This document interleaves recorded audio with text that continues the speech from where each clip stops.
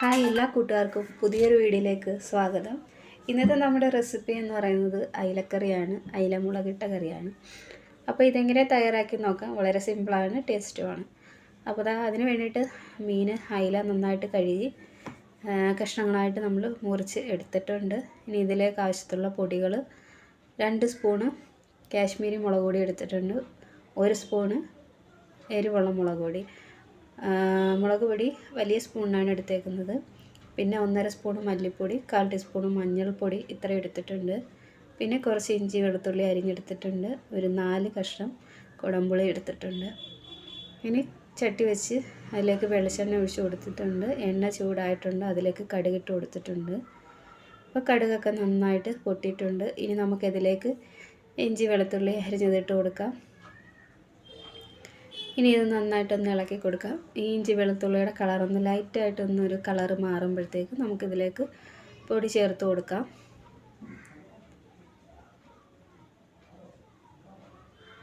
ഇപ്പം നന്നായിട്ടൊന്ന് ഇളക്കി കൊടുത്ത് കളറൊക്കെ ചെറുതായിട്ട് മാറിയിട്ടുണ്ട്. ഇനി നമ്മളതിലേക്ക് പൊടി ഇട്ട് കൊടുത്തിട്ടുണ്ട്. അപ്പോൾ പൊടി വേണമെങ്കിൽ നമുക്ക് വെള്ളം കുഴച്ചതിന് ശേഷം ചേർത്ത് കൊടുക്കാം. അപ്പം ഞാനിവിടെ അങ്ങനെ തന്നെ ഇട്ട് കൊടുത്തിട്ടുണ്ട്. അപ്പം തീ വളരെ ലോ ഫ്ലെയിമിലാക്കിയിട്ടാണ് പൊടികൾ ഇട്ട് കൊടുത്തേക്കുന്നത്. ഇനി ആ പൊടിയുടെ ആ ഒരു പച്ച മണമൊക്കെ മാറുന്നവരെ നന്നായിട്ടൊന്ന് മൂത്ത് ഒരു മണം വരും. മുളക് പൊടി മൂക്കുന്ന ആ ഒരു സമയത്ത് നമുക്കിതിലേക്ക് വെള്ളം ഒഴിച്ചു കൊടുക്കാം. അപ്പോൾ പൊടി നന്നായിട്ട് മൂപ്പിച്ചെടുക്കുന്നുണ്ട്. ഇനി അതിലേക്ക് വെള്ളം ഒഴിച്ചു കൊടുക്കാം.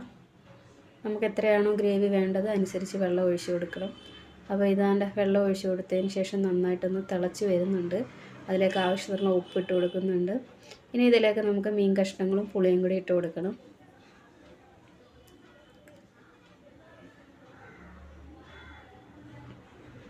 മീൻ കഷ്ണങ്ങളും ഇട്ട് കൊടുത്തിട്ട് നല്ലതായിട്ടൊന്ന് ഇളക്കി കൊടുക്കണം. ഇനി നമ്മളിതിലേക്ക് ആവശ്യത്തിനുള്ള ഒരു 1/4 ടീസ്പൂണ് ഉലുവാപ്പൊടി ചേർത്ത് കൊടുക്കുന്നുണ്ട്. ഇനി അതിലേക്ക് നമ്മൾ പുളിയും കൂടി ഇട്ട് കൊടുത്ത് അല്പം കറിവേപ്പിലയും കൂടി ഇട്ട് കൊടുക്കുന്നുണ്ട്.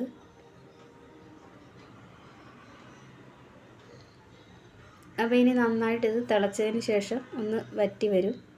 അപ്പോൾ നന്നായിട്ട് തിളച്ച് ചാറൊക്കെ ഒന്ന് വറ്റിയിട്ടുണ്ട്. അപ്പോൾ ഈ ഒരു സമയത്ത് നമ്മൾ തീ ഓഫ് ചെയ്തിട്ടുണ്ട്. ഇനി ഇത് ചട്ടിയിലിരുന്ന് കുറച്ചുകൂടെ തിക്കായി വരും. അപ്പോൾ നമ്മുടെ മീൻകറി ഇത്രയേ ഉള്ളൂ. നല്ല ടേസ്റ്റാണ് കഴിക്കാനായിട്ട്. അപ്പം നിങ്ങളെല്ലാവരും ഇതുപോലെ ആയിരിക്കും ഉണ്ടാക്കുന്നത്. വീഡിയോ ഇഷ്ടമായാൽ ലൈക്ക് ചെയ്യുകയും ഷെയർ ചെയ്യുകയും കമൻറ്റ് ചെയ്യുകയും ചെയ്യണം. ചിലർ തക്കാളിയൊക്കെ ചേർക്കും. ഞാനിപ്പോൾ ഇതിൽ തക്കാളിയൊന്നും ചേർത്തിട്ടില്ല.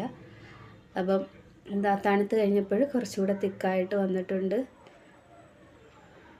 അപ്പോൾ എൻ്റെ ചാനൽ ആദ്യമായിട്ട് കാണുന്ന കൂട്ടുകാരാണെങ്കിൽ ഒന്ന് സബ്സ്ക്രൈബ് ചെയ്ത് സപ്പോർട്ട് ചെയ്യണം. പുതിയൊരു വീഡിയോ ആയിട്ട് വീണ്ടും കാണാം.